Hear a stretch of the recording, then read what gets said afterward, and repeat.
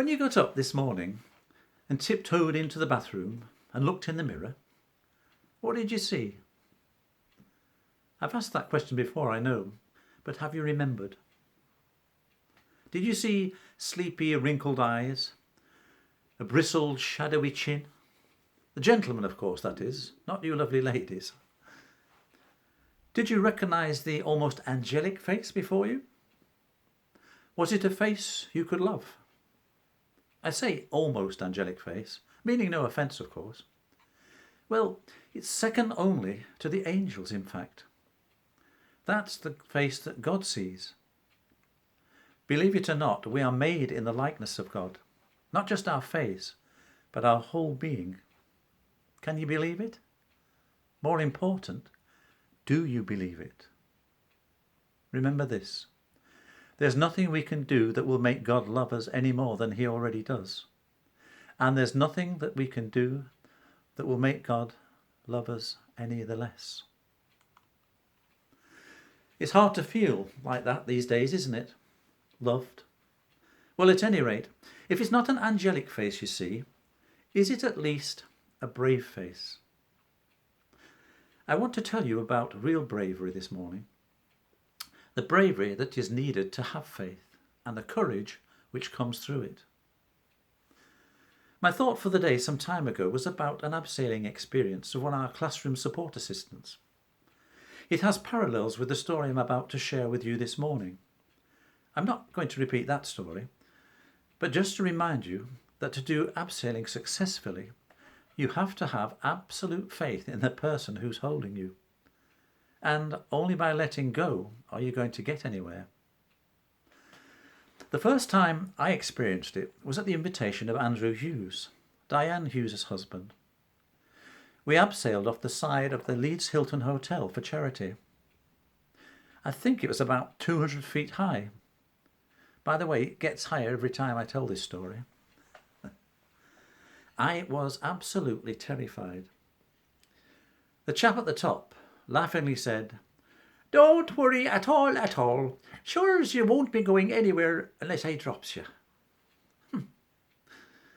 Leaning backwards into thin air, 200 feet off the ground, is a most unnatural position to find yourself in.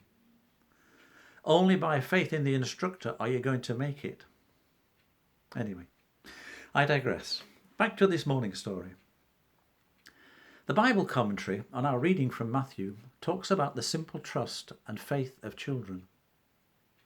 To feel secure, children need something as simple as a loving look, a kind word, or a gentle touch from someone who cares.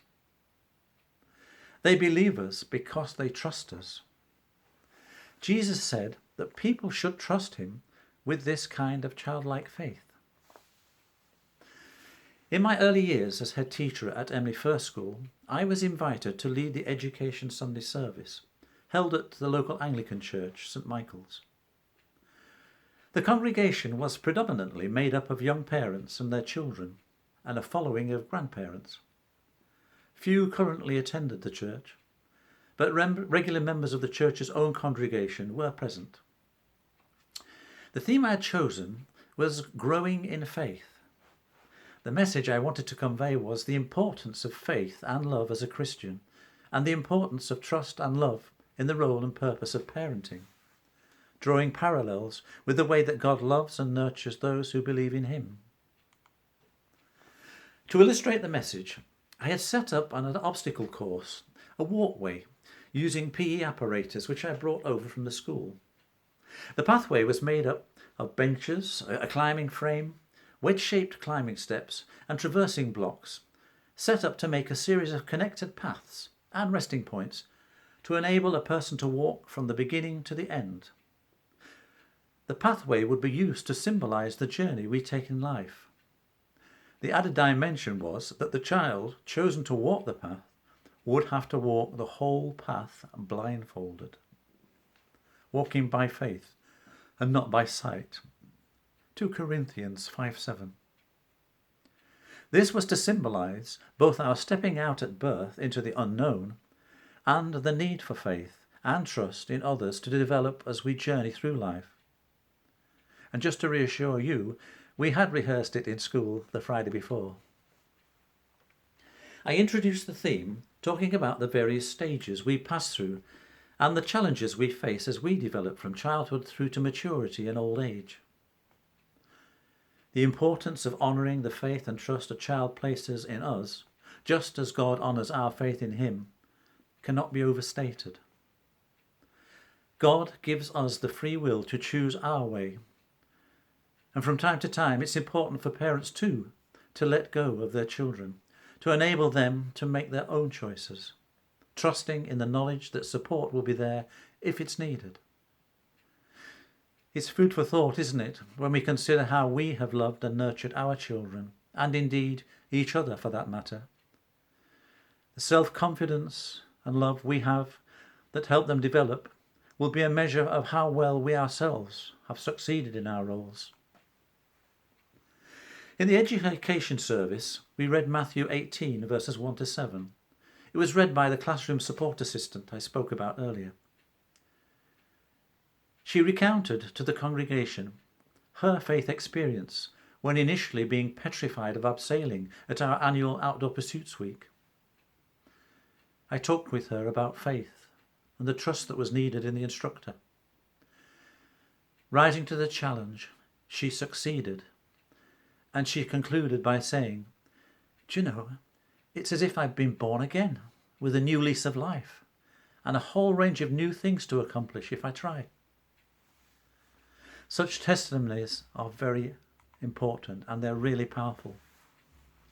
As with the style of the Old Testament prophet Jeremiah, when you read him, drama is multisensory, it's appealing to both the ear and the eye, and such deliveries serve to heighten interest in those caught up with the situation, and they often draw an emotional response, which means that there is a more discernible and lasting impact on the congregation. Listeners are able to think more deeply and to question more what they understand of God's message. It's why personal testimonies are so important if we are to engage with others in our community.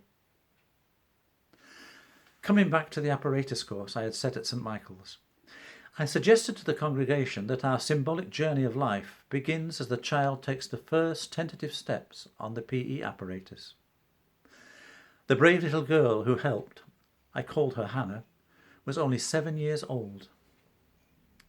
As Hannah gingerly walked blindfold across the PE equipment, pausing at intervals, I invited discussion from the congregation on their shared experiences around the challenges and successes and failures of growing up as children, teenagers and adults.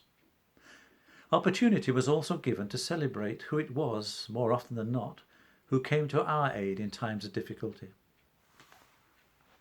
Following the obstacle course took Hannah onto more nerve-wracking steps on the narrower pathway of an unturned bench.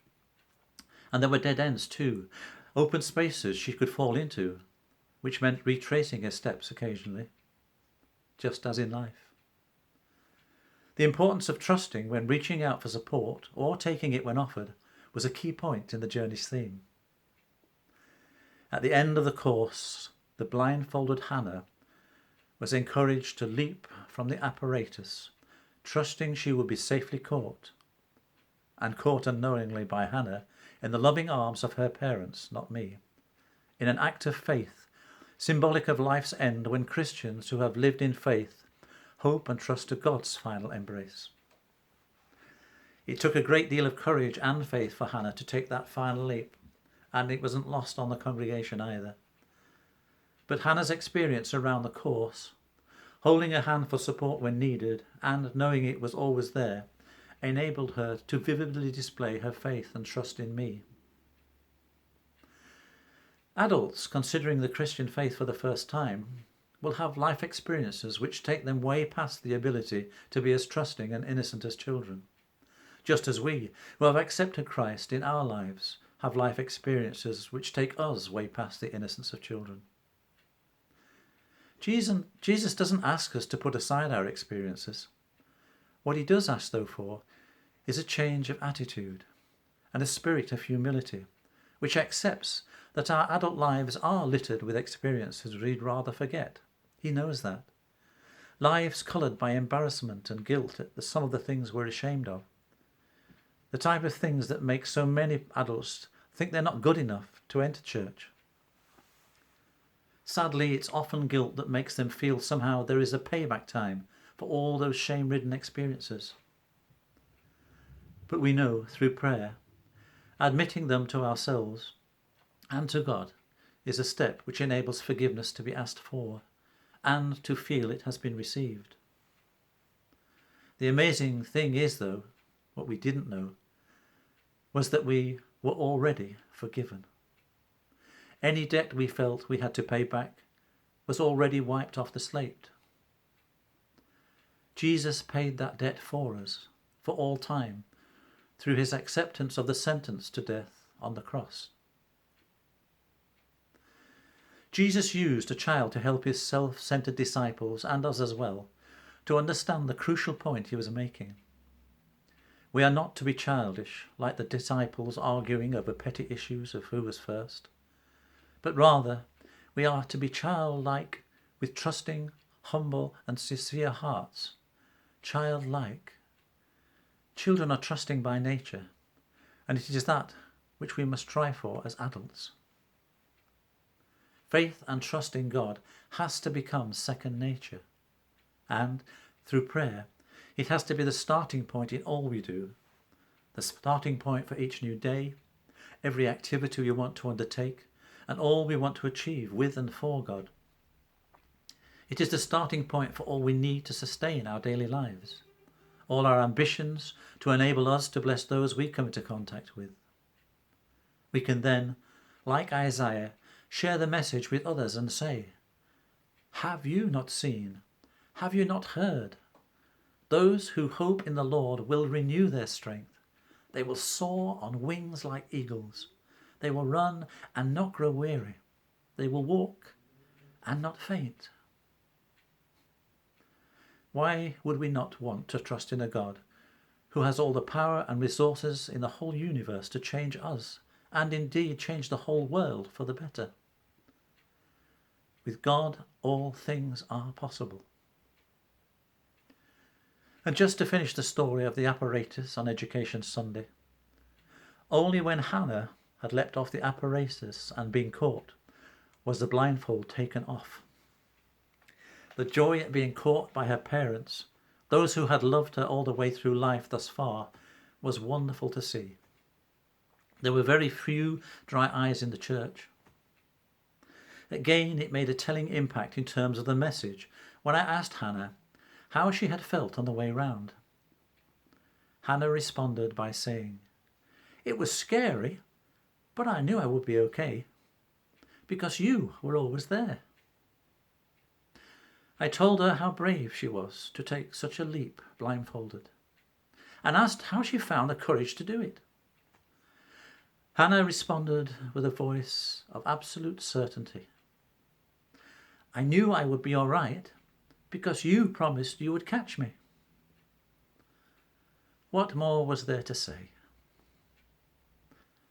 Only by letting go will we fully know how securely our gracious God will hold us safely in his arms. Truly, I tell you, unless you change and become like little children, you will never enter the kingdom of heaven. Therefore, whoever takes the lowly position of this child is the greatest in the kingdom of heaven, and whoever welcomes one such child in my name welcomes me.